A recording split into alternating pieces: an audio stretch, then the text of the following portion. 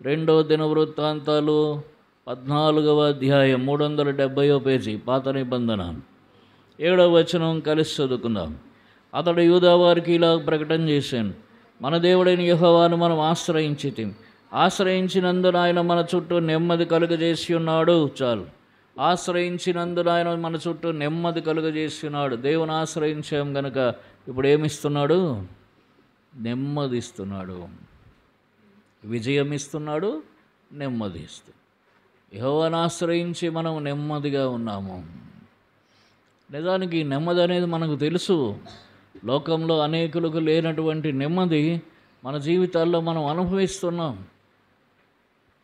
దేనివంటే ఆ ప్రభువును మనం ఆశ్రయించాం కనుక మన చుట్టూ నెమ్మది, ఇక్కడ ఏమన్నాడు? మన చుట్టూ నెమ్మది కలుగజేసి ఉన్నాడు. అనేక పరిస్థితులు మన దగ్గరికి రాకుండా నెమ్మదికరంగా జీవించే ధన్యత ప్రభు మనకు అనుగ్రహిస్తున్నాడు. కనుక ఎన్ని విధాలుగా ప్రభు మనం ఆశ్రయించినందుకు గాను మనం ఎన్ని విధాలు మనల్ని ఆశీర్వదిస్తున్నాడో చూడండి. మనకు సంతోషం ఇస్తున్నాడు, తర్వాత విడిచిపెట్టట్లేదు.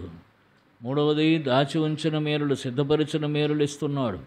నాలుగవది, ఆపత్కాలంలో ఆశ్చర్యకరమైన సహాయం చేస్తున్నాడు. ఐదవది, భయపడకుండా జీవిస్తున్నాడు.